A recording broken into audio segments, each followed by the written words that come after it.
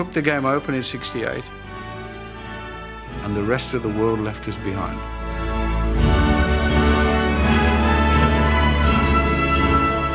If you're ranked the 100th best footballer in Britain, people will say, "Ah, you're great, you know, you must be really good." If you say it in tennis, they just laugh at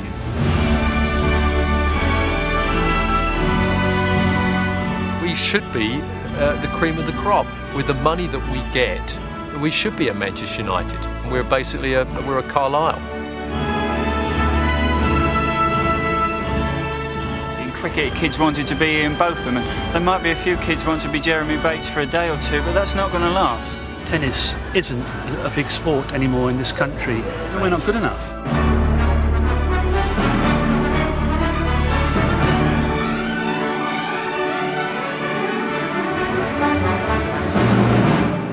So I went to answer the phone, and there was a girl on the end of the phone, and she said, "Is that Jeremy Bates?" And I said, "Yes." She said, "Well, I'd just like to say to you that I've been a tennis fan for a good few years now, and I've been following your career for a while, and I'd just like to say that you're effing SHI, you know," and and slammed the phone down. Jeremy and I went to the Sports Personality of the Year show. They had a list of all the world champions, like, you know, I don't mean any disrespect, to be a world champion you've got to be excellent, but, you know, sand yachting and other sports like this, you know, minority sports, you know, we had a list of world champions as long as your arm, and then at the end of it, you know, it's like, and what about the tennis players? Ha ha ha. Sadly, there's been precious little to laugh at in British tennis. The last decade has been a prime case for the attentions of Sir John Harvey-Jones. Years of crisis and failure. Despite the investment of millions, the stock of Britain's game has fallen steadily. For the last 6 years, Britain's #1 player has been Jeremy Bates. To many, he personifies the underachievement of the game in this country. What Bates has done is okay, but when you look at it, his world ranking, and you see what he's done and who he's beaten, it's pretty ordinary. Being pretty ordinary has been worth well over $1 million in prize money alone.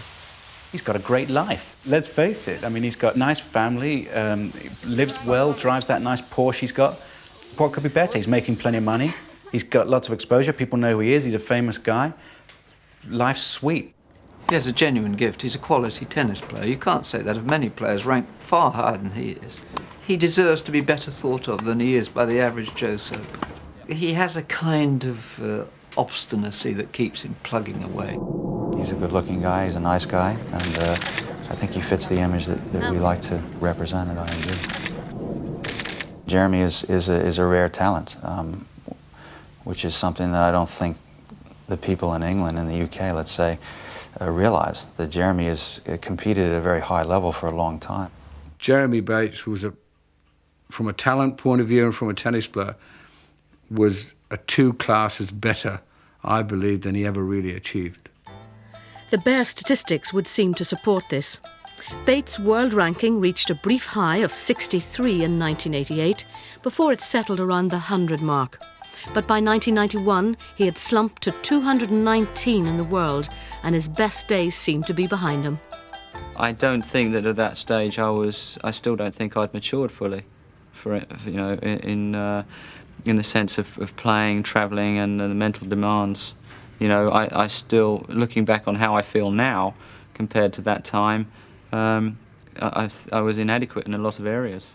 Jeremy had people around him, I believe, that weren't strong enough to cope with a very, very talented young man. And that's where I believe it all went wrong. Bates's career wasn't the only one to stagnate during the wasted years of the 1980s, as the Lawn Tennis Association failed to grasp the ruthlessness of modern tennis. It's no picnic out there. You know, everybody is scrapping everybody else, right? No one cares about anyone else. You may as well believe that attitude. You may as well live with that attitude, because no one's going to give you anything. We're talking big money, big achievement, in a public eye, and it's a professional sport. You know, we're not playing pat ball on the vicar's lawn anymore. The LTA's approach belonged to a bygone era, when things were left to chance. Not for them the rigours of individual timetables or a one-to-one coaching regime.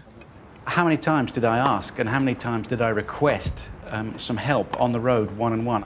But what I actually got from the LTA was next to nothing, which was really, it's just stupid on their part. It was just stupid. It was a golden opportunity, perhaps, for the LTA, but I'm not the only one. I mean, I don't want to make out like I'm the only one. There's an awful lot of people who, over the years, have had their talent squandered through a lack of awareness at the LTA. I woke up one day and decided that that was it, I was going to quit, and I've always been one to, once I make a decision, stick by it. So I walked into the head of then national training. I was in the top 10 in British tennis, and said, okay, I'm stopping. And he said, well, think about it. And that was about, that was as much advice or support that I got. That's good. That's it. David Felgate is now a key figure in a more professional LTA. 19-year-old Tim Henman is the rising star of British tennis. Felgate works with Henman on an individual basis, determined not to repeat the mistakes of the past. Don't get carried away. For the crucial summer months, they are joined by Jeremy Bates. The idea is to provide a mixture of friendship and rivalry. You haven't lost one of those yet, Jeremy, have you?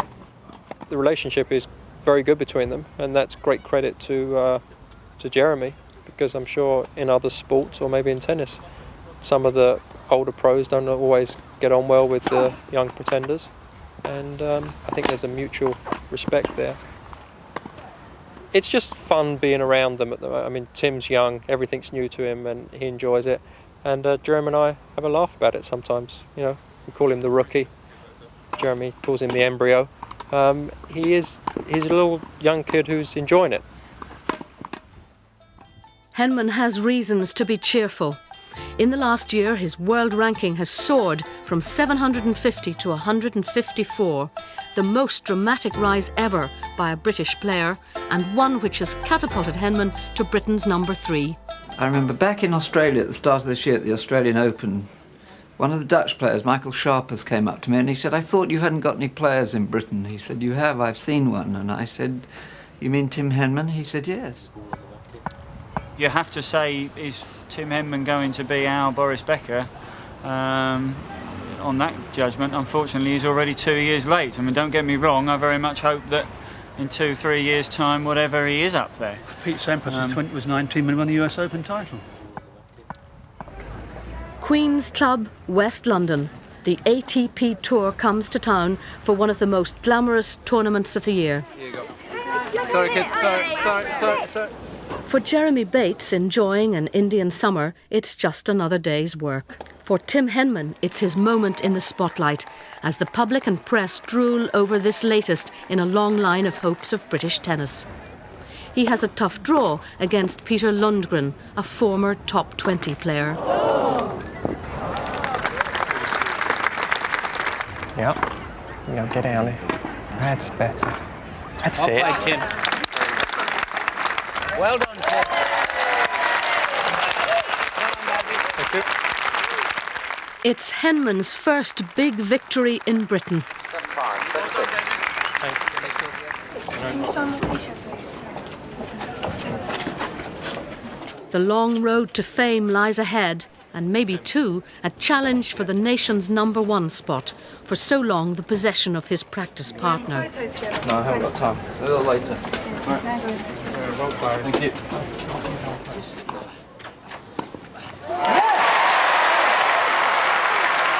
Bates, meanwhile, is out on a packed centre court for the first big match of the summer. A truly marvellous performance there. If there's one thing the British love more than a plucky loser, it's an underdog who wins, especially when he's one of their own. It's a different story playing to this level every day of the week, and when you've got the likes of Sampras. Jay Black, very good win. Well done. Jay Bates. I'm off to see Torben Dean. Oh, that'd be nice. Excuse me up. His Uncle Boris. Say hello. Come on. Well done. Thanks, Boris. Thanks. It was like Wimbledon mania come a couple of weeks too early. It's difficult to describe the feeling of elation, you know. I mean, I've been playing a long time, but I still got a real kick out of winning. I mean, being somebody like that in England, I mean, you know, he's the best known tennis player in the eyes of the British public, and he's a great player and everything. To beat him at home at Queen's, Congratulations. is thank you very much. Thank you. Is you know, to do it in front of the British people, then it's perfect. They gave me so much support, and that was a key thing in the latter stages. The essence of British tennis is spasmodic success. A one-off triumph for a battling Brit. A by-election coup, yes, but not overall victory. Target. Yes, yeah. Take your territory. 3. Change. Jab. Geoff Thompson doesn't fit the image of a tennis coach. He isn't one. He's a former world karate champion, and his job is to toughen up the new generation, both physically and mentally, to turn them into genuine contenders. Now it's your brain that's got to work. Your body doesn't count. 4. Okay, round 1. Good. Mr. Henman has shoulders. Well done. Thanks, Geoff. What that pad session was trying to do for Tim Henman was give me 3 answers before he plays. A, has he got the fight in him? Because that's what he was doing. He was trying to fight and defend against me. B, does he have the desire? Is it there, the last 30 seconds, when I do add a very, what would be considered bullying-like dominance of his overall persona? And C, does he have the flow? Does he have that little glow, that little persona? Is he ready? It's a very short assessment of when he goes out onto that court, is he a gladiator or is he someone that's looking to survive? I don't care whether it's a set of gloves or a tennis racket. It's you, him, nothing else matters. Yeah. And we've still got to look at that mental preparation that turns you into something different when you go on court to a gentleman from Oxford when you come off court. Yeah. Which is great for the cameras, but at the end of the day, it's about winning. Yeah. Target. Yes, yeah. We're all out except Henderson. Saps would have 4-1 in. It's the week before Wimbledon and the draw's out. Potsy from Italy. Potts. Yeah. I haven't played him for a while. Anders, you played him, didn't you, in Asia? Mm. Did you? Yeah. Where did he play? Played him in Hong Kong. He played in Hong Kong, didn't he? Not one of his better performances. It says here you find yourself in a tricky quarter. A tricky quarter? Yeah. What's tricky about it? Well, I mean, they're not talking about your first round. I suppose they're looking ahead, which is Right. typical of the British press. I think we should just deal with one round at a time. Like it or not, during June, Jeremy becomes Blaster Bates for the tabloids as tennis hogs the headlines. I certainly don't think that a lot of the press that Jeremy's had over the years has helped him, because he has so many people out there always waiting to leap on him when things go bad, which I think is wrong, and you have to give Bates a lot of credit, because no other tennis player has to deal with that. Let's face it, the UK press is not so positive all the time. I think that it's been totally abused. What I said to you yesterday, I mean, I thought it was quite a friendly chat yesterday. You know, I thought it was quite informative, and we talked about a few issues and my opinions about it. And the way the stories have been written is they've been just in a couple of papers. They've been, as usual, turned around. Because Wimbledon is in this country, and because he's the standard bearer for British tennis, he is in the public eye. And my view is he's had a reasonably good living out of the game through it being only 100th or so in the world, and he should be able to turn a blind eye to the adverse reactions that he gets during the Wimbledon build-up, and indeed Wimbledon itself, and put up with it, and then go away and be anonymous for the other 50 weeks of the year. For Tim Henman, fame demands a trip to the laundrette. He has to pick up some clean kit for an appointment with his sponsor, Nike. Sure, I don't care. I played this guy. Pete Sampras will never go hungry after signing a $10 million deal with Nike. Tim Henman's fare is still comparatively modest. Mary Pierce was phoning in at IMG. She wants a Porsche for 2 weeks. Seriously?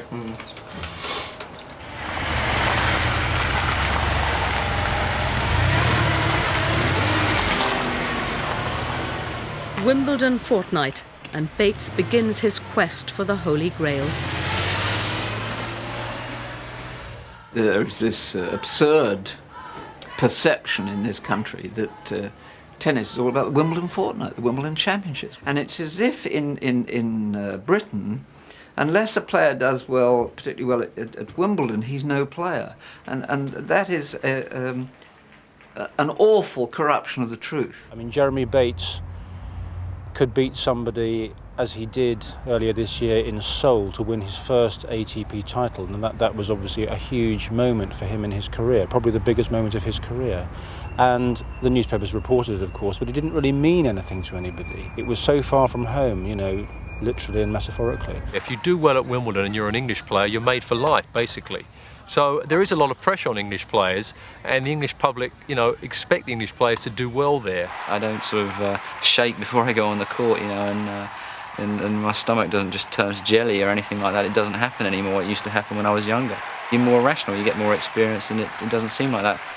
The expectation side of it, I'm doing my best. I always do my best, and that's all I can do. And if I come off the court and I feel that that's what I've given, whether I have a good day or whether I have a bad day, then I'm not going to complain about it. But in everyone else's eyes, then, you know, they'll judge British tennis by it, which is crazy, really. Nowhere is the gap between expectation and reality more evident than in Henman's first Wimbledon match.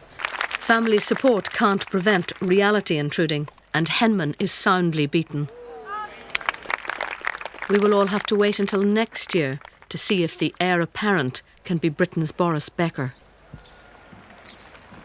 By the middle Saturday, the wave of patriotic fervour has carried with it only one British player, Jeremy Bates. The centre court is like the last night at the proms. Just the noise there, all cheering for me, it was just incredible. Bates is in the last 16 for the second time in his career. And like a B-movie script, his opponent is the man who stopped him last time, Guy Forget. Now Bates has a second chance to go where no British man has been since the days of wooden rackets. Who have you come to see today? Jezza. The first British person to win on centre court since 1985. Hey. I can guarantee it now. Agassi Bates final. Agassi wins in 5 sets. Game, set match, for game. Taking bets on the guy from the Sun, how long the match would last, because we knew with Bates' past track record he wouldn't win. And so we weren't thinking in terms of a glory, glory British day. We were already writing our stories based on the fact that he'd lose. Anyone can shout the odds in the press box. Few have to carry the hopes of the centre court. Even though I was losing, you know, the score was going against me, there was non-stop support. I was thinking, well, I wonder if I'll ever experience this again. I'm sorry I couldn't give them more to cheer about, you know. I'm down 2-1 and 5-1, and everyone still thinks I can win the match. You know, it was really, I don't know, it almost sort of reduces you to tears. Wimbledon for him, better than we might have expected. And flying the Union Jack, the captain Billy Knight, and the Great Britain team. Post-Wimbledon, and the mood of British tennis is the most confident for years. Chris Bailey back from injury, Mark Petchey in the top 100, Jeremy Bates' ranking of 76, the highest since 1988. Add to that Henman's promise, and the Davis Cup squad appears the strongest for years. They're not going to lose to Romania. I'll be shell-shocked if they do. And so I don't think that's even something that one should even think of. Britain slumps to its most humiliating defeat ever.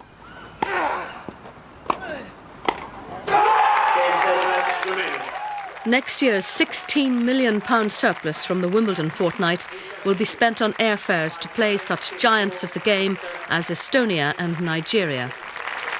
Well, OK, if it's the third division of world tennis, then if that's where British tennis has got to start to build again, well, that's where it's got to start to build again. And it's no good people saying we're in the third division of... If that's where we belong, that's where we belong. It could be worse. It could be the Vauxhall Conference. and how many people really care that Britain lost to Romania. It's been a great summer. Beautiful weather, Bates beat Becker, it was a wonderful World Cup. Sue Barker presented Wimbledon, and Martina made the final. I think the point is that we've now gone so long without British success that we have accepted that situation. I think it's been a very long time since we've had somebody get this far in the tournament. Because I've met a few members here that are in the last 8 club, and they treasure that membership tremendously. But we haven't had too many British players in it, have we? I'm afraid not. And therefore we can enjoy Wimbledon without British failure actually spoiling our Wimbledon. I mean, if all the British players get knocked out in the first round, there's wailing and gnashing of teeth. But that doesn't make Wimbledon, you know, a boring Wimbledon. I think we're going to have some tea in a moment, shall we? Right. Yes. Maybe Jeremy Bates has the clearest perspective of all. If I look back on '94, the highlight of the year is purely the birth of my son. You know, the work is work, and I've been successful at work, but it doesn't compare to, you know, a new life.